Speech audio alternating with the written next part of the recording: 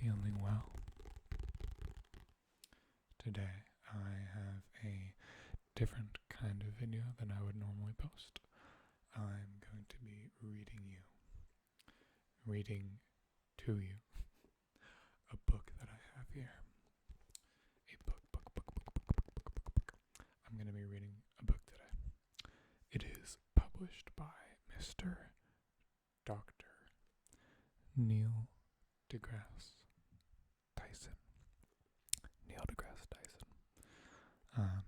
It is called Merlin's. Bear with me. Merlin's Tour of the Universe.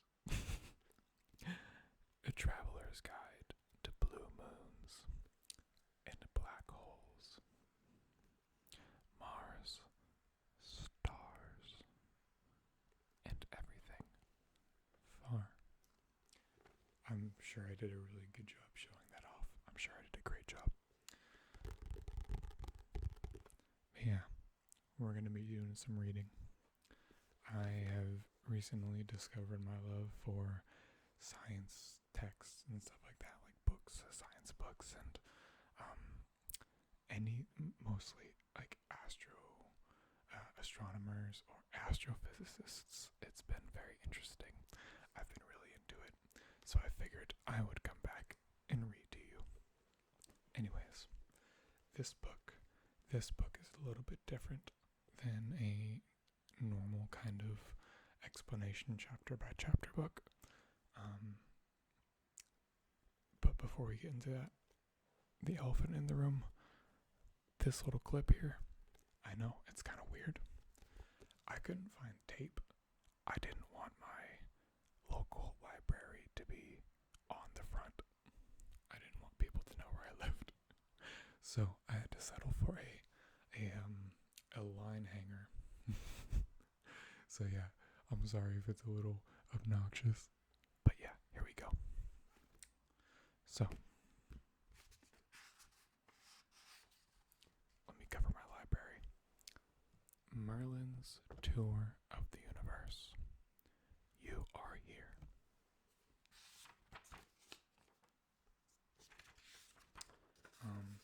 I've already read a couple chapters of the book.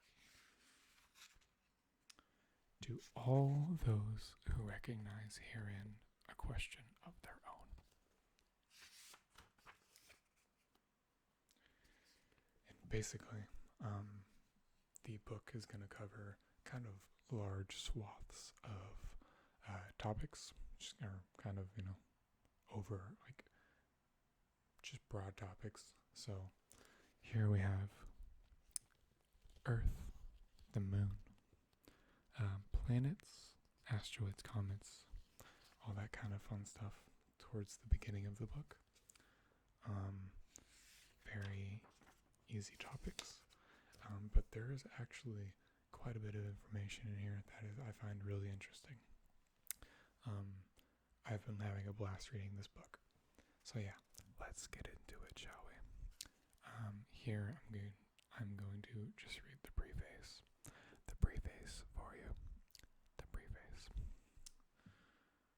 Merlin's Tour of the Universe is a collection of questions asked by the general public and answered by Merlin, a visitor from the Andromeda Galaxy who is as old as Earth and who has observed all major scientific events of Earth's history. Merlin wrote a question and answer column for Stardate, an astronomy magazine published for the lay reader by the McDonald Observatory of the University of Texas. Most of the material in Merlin's Tour of the Universe first appeared in this column, with some names changed to protect privacy. Merlin's style is occasionally terse, frequently informative, and always fun. I am delighted to offer Merlin's Tour of the Universe, my very first book in this long-awaited second edition.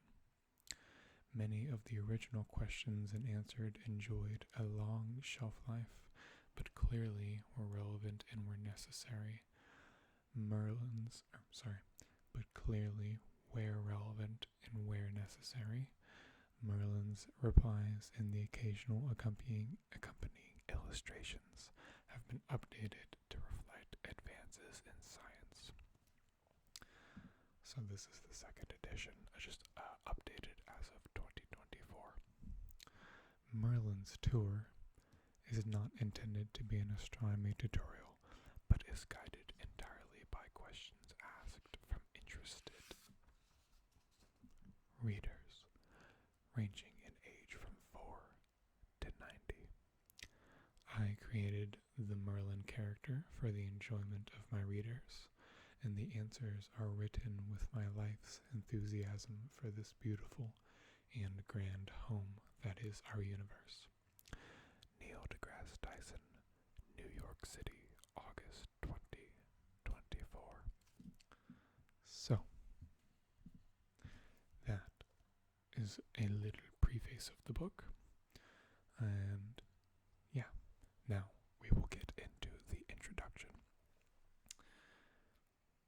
Merlin was born nearly 5 billion years ago on the planet Omniscia, one of a 5-planet system in orbit around the star Drazu, 2.5 million light years away in the Andromeda Galaxy.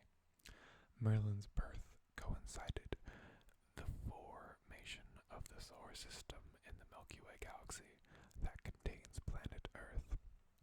And then here, there's a little illustration of the 5-planet system that Merlin was born on. So, the Enoxia, it looks like a binary planet orbiting system. Exotica, the second furthest star. Intarsia, and then Omniscia. Omniscia, I guess that's how you say it. And then Ultima, it's like a Saturn-like planet. It's the farthest, and it looks to be the largest planet of the 5. I hope you could see that well. Most residents of Omniscia are excited by science, and all carry an endless thirst for knowledge. Merlin earned degrees in astrophysics, history, geophysics, chemistry, and philosophy at Omniscia's planet-wide university. Merlin was born in Omniscia at the same time the solar system was born to the Milky Way, sparking a lifelong interest in our galaxy. This led Merlin to take a keen interest in scientific thought as conceived by humans on planet Earth. Merlin was born a very long time ago, it seems, and many, many billions of years ago. Merlin noticed that humans were curious about the sciences. Merlin noticed humans were curious about the sciences, understanding of the universe, but many did not know where or how to find accurate answers to their questions. Sharing knowledge and wisdom is as fundamental as acquiring knowledge and wisdom. Merlin chose to visit Earth and spread science to those humans who share, along with all omniscience, that unquenchable cosmic thirst. So, there we go. That's a little explanation on who Merlin is, why he is qualified to guide us in this book and to answer all of our questions. So, now we shall go to the first chapter, Earth. Chapter 1, Earth.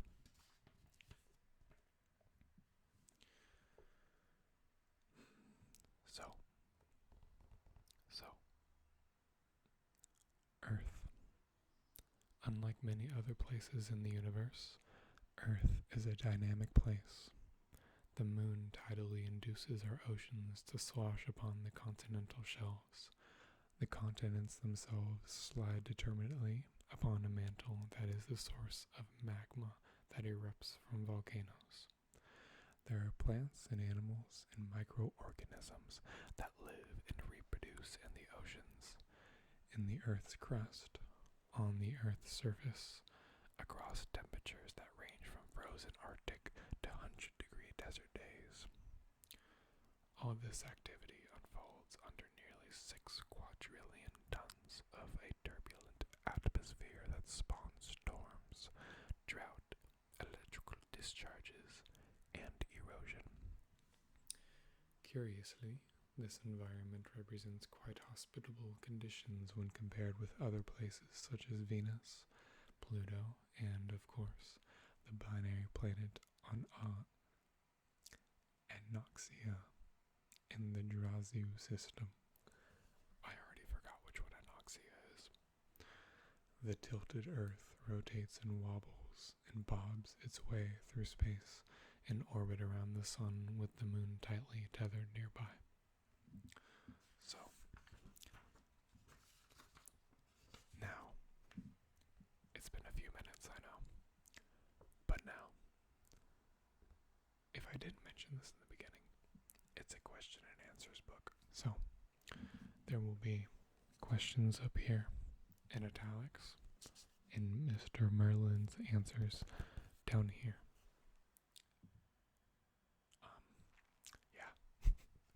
So, we will finally get into the questions and answers. How long has it been? Like 10 minutes? I don't know. Alright. Dear Merlin, what would happen if the Earth suddenly stopped rotating? Jonathan Swan, San Diego, California. Among other things, all of us and anything else not nailed down to Earth's surface would fall over and roll due east at about 800 miles an hour.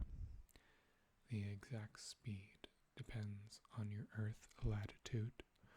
Merlin's friend Santa at the North Pole and South Pole penguins would barely notice, but for equator dwellers, we're talking 1,000 miles an hour. So pretty much anybody on the equator is going to fly due east at about 1,000 miles an hour. That's pretty insane. But anyone on the poles won't really notice a difference, which is also quite crazy to think about. Meanwhile, the Pacific Ocean washes up onto North and South America, as the Atlantic Ocean washes up onto Europe and Africa. Once it all settled down, the Earth would equal the year. The Earth day would equal the Earth year. There would be no tornadoes, hurricanes, cyclones, or typhoons, each requiring the rotating Earth to exist at all. In a related story, if you're kidnapped, you can no longer watch a toilet bowl flush. Sorry, that threw me off. If you're kidnapped, you can no longer watch a toilet bowl flush to help you decide what hemisphere you're in. Not that that ever worked before. Toilets have always flushed whichever way the water jets declare. Okay. I've always thought, I thought that was a pretty good question to open up the book to. It's a nice little illustration here too, with all the people flying off into space, in the sun, looking quite worried. Yeah. Anyways, 1,000 miles an hour if you're at the equator. That's pretty freaking fast.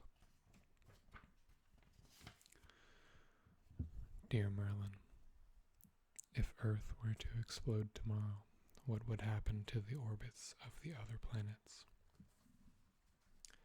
Patrick Kane, Austin, Texas. Merlin prefers to consider what would happen to Earth's orbit if another planet were to explode tomorrow. Earth's exact orbit is influenced by the Sun's mass and the mass of all remaining planets, as well as their moment-to-moment distances from us. The Sun is 1,000 times more massive than all planets combined and is relatively close to Earth. This loving arrangement will permit Earth's orbit in the face of any other planet's Armageddon to remain within 99.999% of its current path around the Sun. If the Sun were to explode tomorrow, all objects in orbit, planets, asteroids, comets, and debris, would plunge into darkness, fly off at a tangent, and become forever lost in interstellar space. So basically, the other planets, it's actually interesting how little the other planets affect our orbit. The other planets have a effect of 0.001%.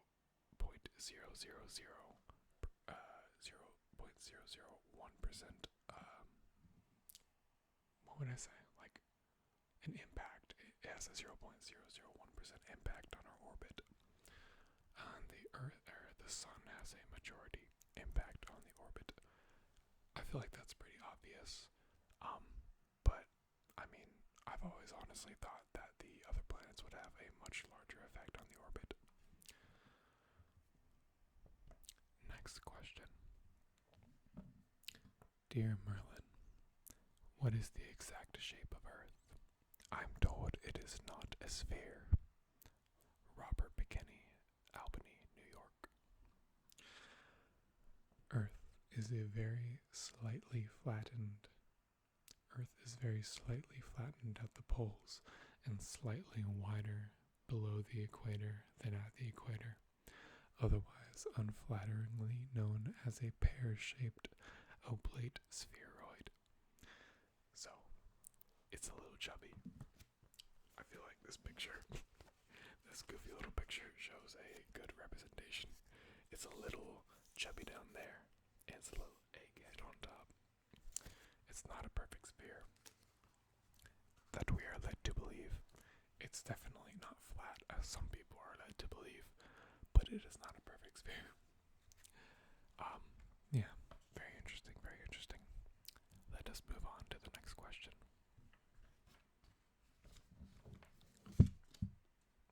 Forgive me. Next question. Dear Merlin, if lines of longitude on Earth help determine boundaries of time zones, and if all lines of longitude converge the farther north and south of the equator one travels, then what time is it at the poles? Where all lines of longitude meet. I butchered that question. Basically, the lines of longitude, I believe we use those to help determine time zones. And at the equator of the Earth, I believe they are the farthest apart, the lines of longitude. And then as you get towards the poles, I believe they get closer. And so he's basically saying, what happens when you get to the North or South Pole, when all the lines converge? What time zone are you in? And here's the very short answer compared to mine. It is time to go back home. There are no official time zones at the poles. Thank you, Mr. Merlin. Next question. Dear Merlin, as I understand it, Earth's core was very hot billions of years ago, and it's been cooling ever since. Is it possible that the core will cool completely? If so, what would the consequences be? Julie Jones, Berkeley Springs, West Virginia.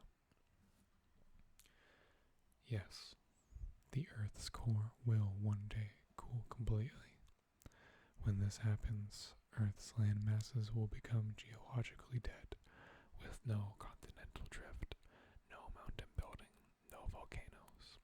Earth would also lose its magnetic field, but worst of all, no hot springs. RIP hot springs.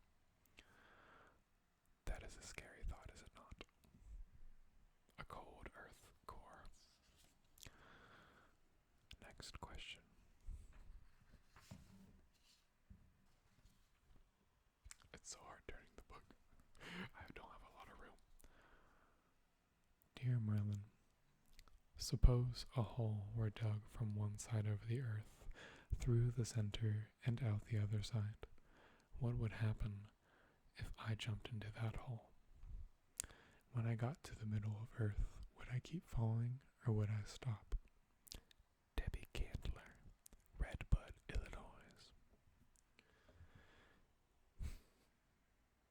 Mr. Merlin says, you would be vaporized by the 11,000 degree Fahrenheit temperature of the pressurized molten iron core. Ignoring this complication and ignoring air resistance, you would gain speed continuously from the moment you jumped into the hole until you reached Earth's center, where the force of gravity is zero.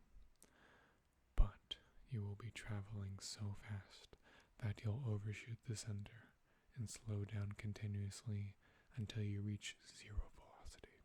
Zero velocity at the exact moment you emerge on the other side.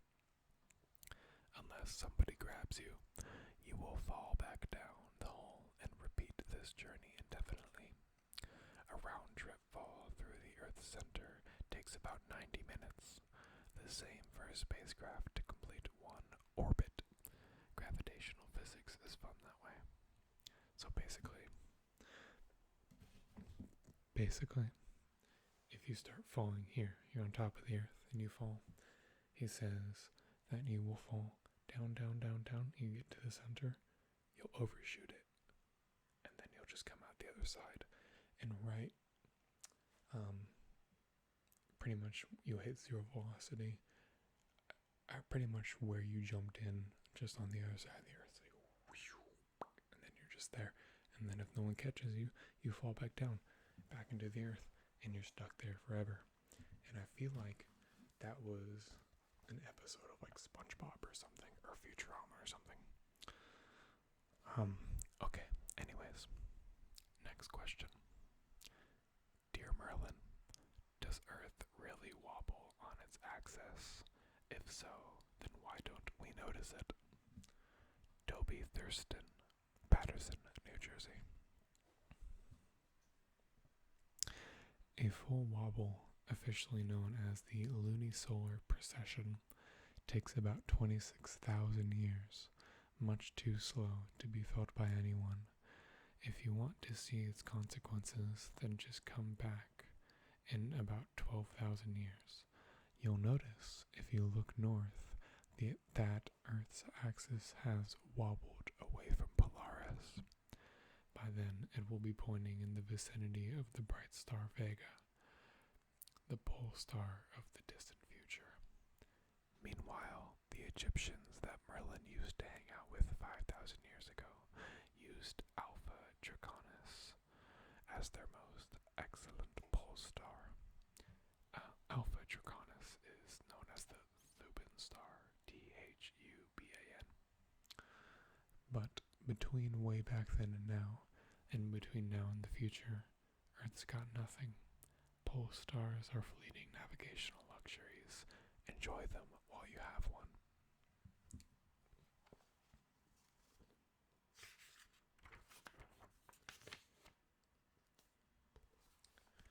Now, this one is an interesting question that I remember.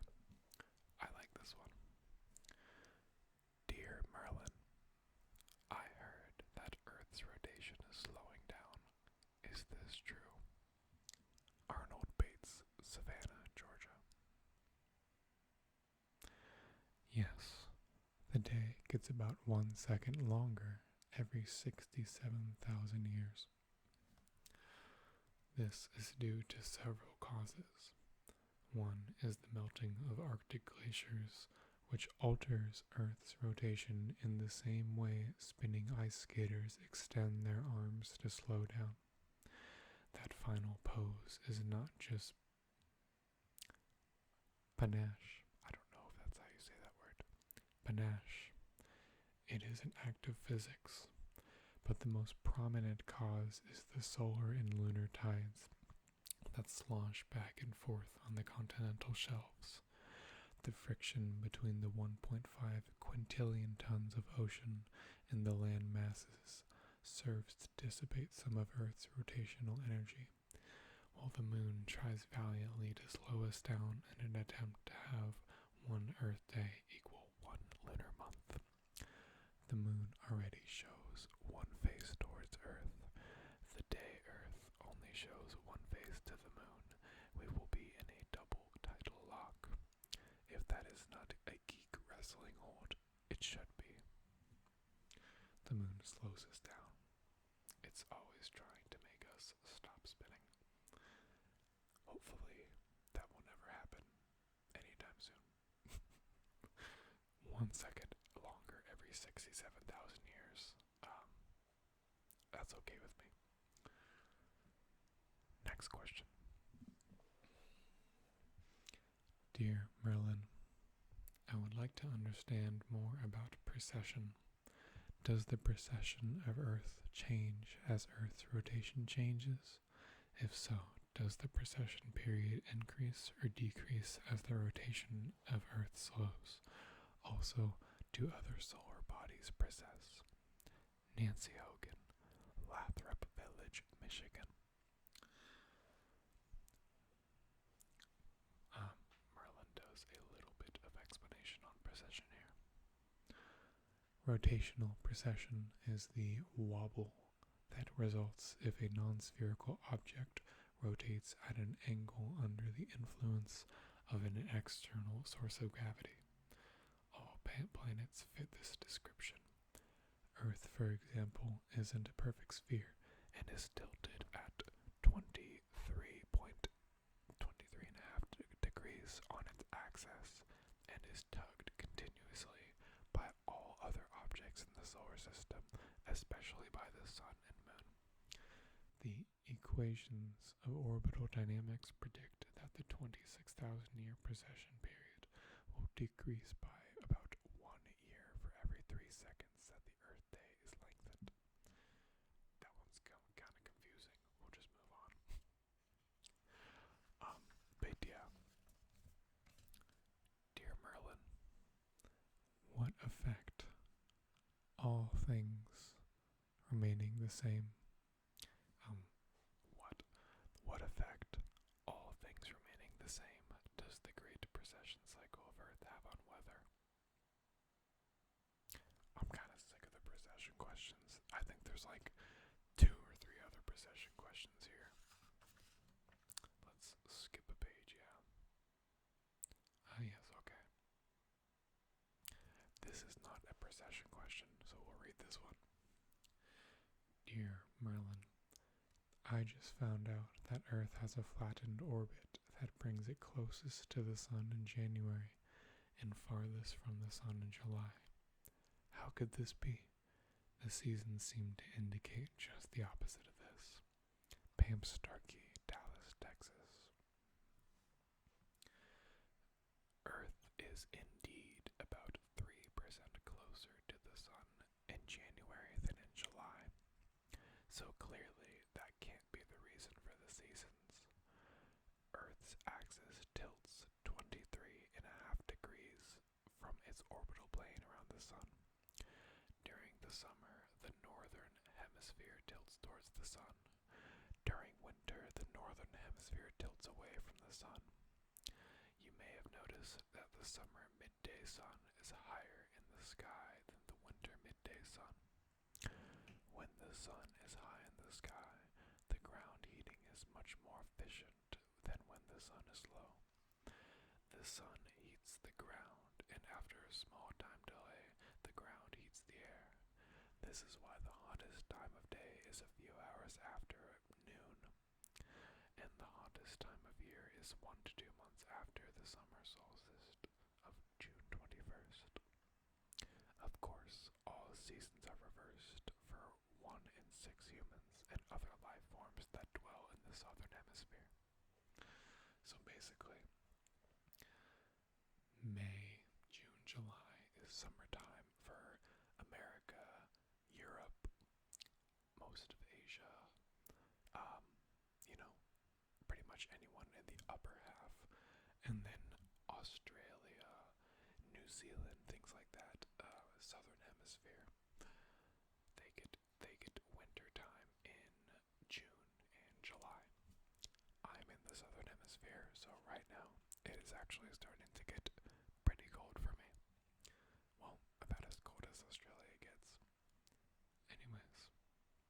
Next question, and I think this might be our final question here. Yes, let's actually, you know what, let's look for a good question. Let's look for an interesting question.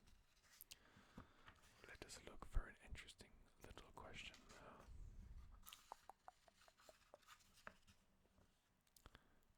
Okay, I found a question. A question that I like. Dear Merlin, I have a very simple yet mystifying question for you. Why is it that when you leave the atmosphere it is cold, but coming back it is hot? Why is when you leave the atmosphere it is cold, but coming back it is hot? Adam Penkoski, Austin, Texas. Without Earth's insulating blanket of atmosphere to surround you, your temperature in space will depend entirely on what you do with the sunlight that hits you. If you plan to take such a round trip, then you could control your temperature in space simply by the color of the clothes you wear. If you wear black, you will absorb all of the sun rays that come your way, and your body temperature may rise above 250 degrees Fahrenheit. Since this is somewhat above the boiling point of blood, you might consider wearing different color clothes. If you instead wear white clothes, or better yet, a suit with mirrors riveted all over it, you will reflect most of the sun's rays that hit you. You will then rapidly lose your body heat, go into hypothermia, and cease to live. Thereafter, your body temperature will continue to drop below negative 100 degrees Fahrenheit, although that added fact will no longer be a concern of yours. Merlin with a dark humor. The ideal way to leave Earth's atmosphere is to wear what astronauts wear, a temperature-controlled spacesuit. Temperature-controlled spacesuit. A temperature-controlled spacesuit. Okay.